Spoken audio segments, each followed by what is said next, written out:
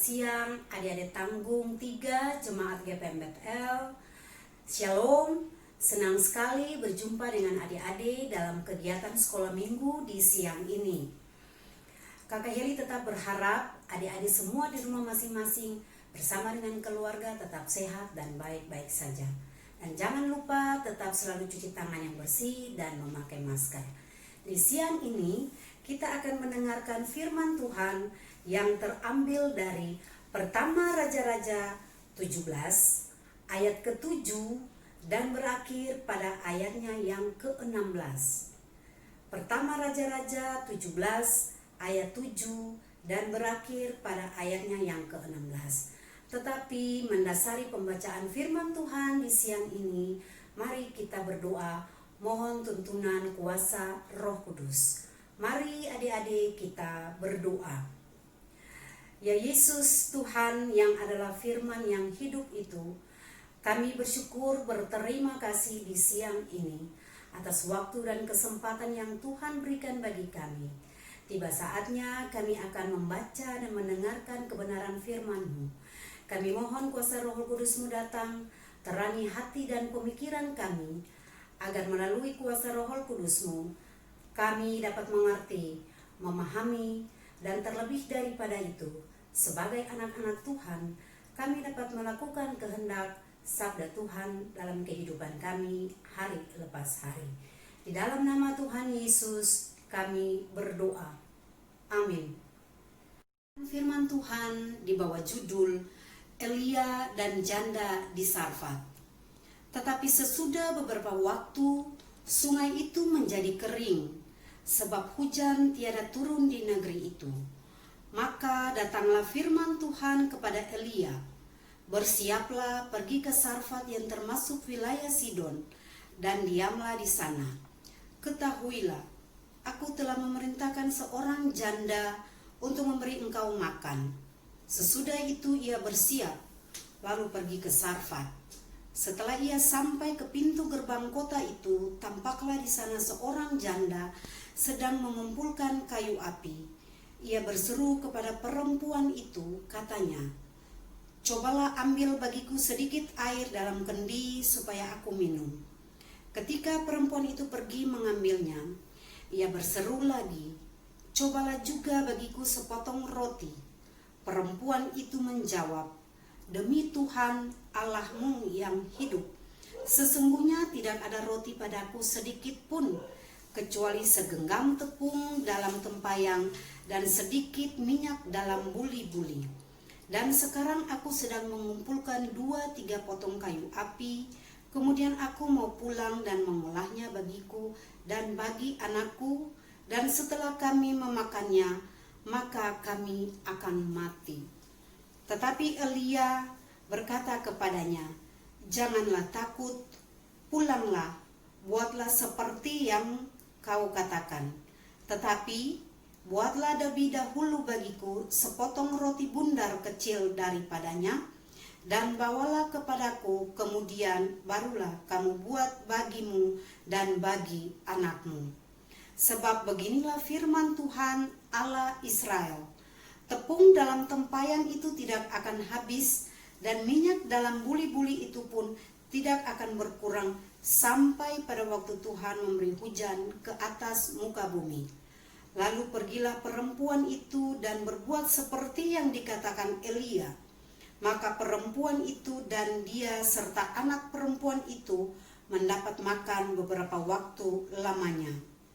Tepung dalam tempayang itu tidak habis, dan minyak dalam buli-buli itu tidak berkurang, seperti firman Tuhan yang diucapkannya dengan perantaraan Elia. Adik-adik, demikianlah pembacaan firman Tuhan di saat ini. Nah, adik-adik, kita telah selesai dengan pembacaan firman Tuhan. Sekarang kita akan masuk dalam pembelajaran materi di saat ini. Materi yang akan kita bahas kali ini tentang berlaku jujur.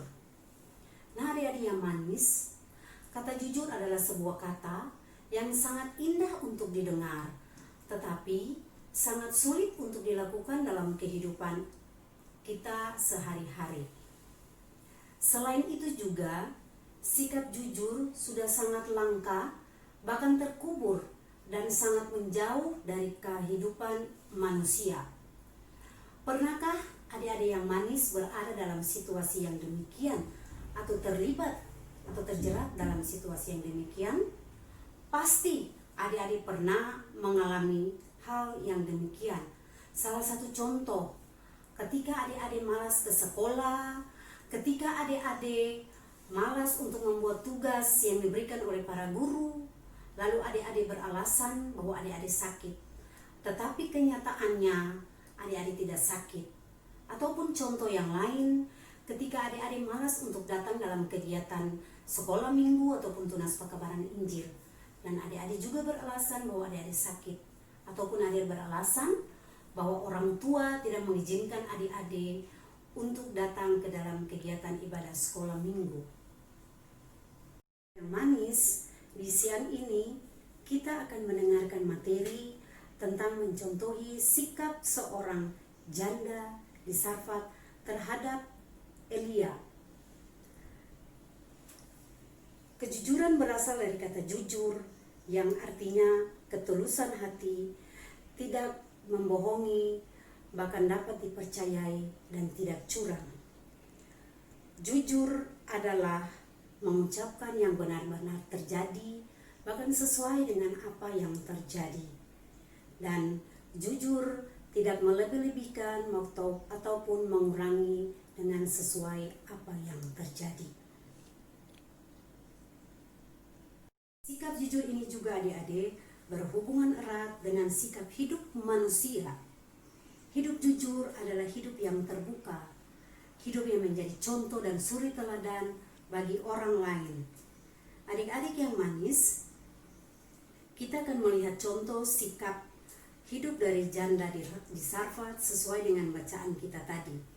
Istilah janda dikenakan bagi seorang wanita ketika dia ditinggalkan suami karena meninggal, atau dengan kata lain, dia hidup tanpa suami. Janda ini berasal dari kota Sarfat, daerah Sarfat, sebuah kota kecil di Venesia. Dan dalam bahasa Latin ataupun dalam bahasa Yunani disebut Serepte, yang artinya tempat peleburan atau pemurnian logam.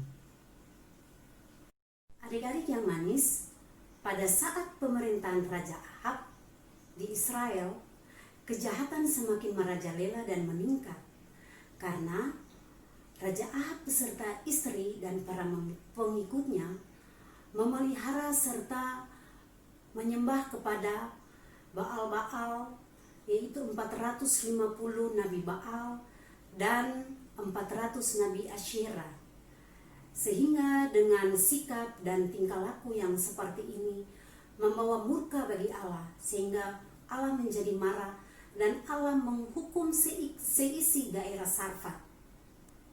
Walaupun dalam keadaan Allah marah terhadap penduduk Sarfat, tetapi Allah tetap mengasihi mereka. Dengan jalan Allah mengutus Nabi Elia untuk hadir di situ dan tinggal di tepi sungai yang kering dekat dengan tempat tinggal janda di Sarfat itu. Adik-adik, Elia berasal dari Tisbe. Elia ini adalah seorang utusan dari Allah atau nabi.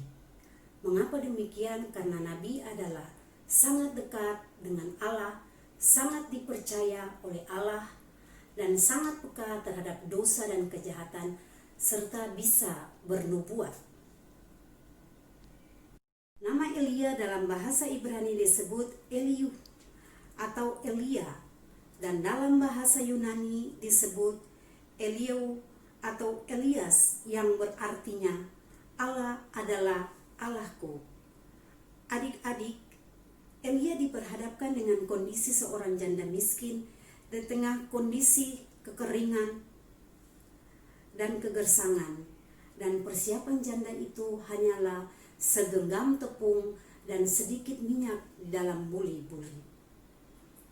Elia menyuruh janda itu membuat baginya sepotong roti, dan ini adalah sikap yang ditampilkan oleh janda itu bahwa dia mengatakan apa adanya sesuai dengan apa yang dia miliki.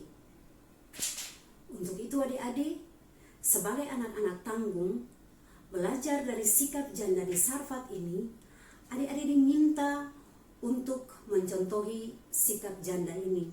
Tidak boleh berkompromi dengan kejahatan, tidak boleh berbohong, tidak boleh menipu, bahkan tidak boleh mengabaikan kebaikan Tuhan.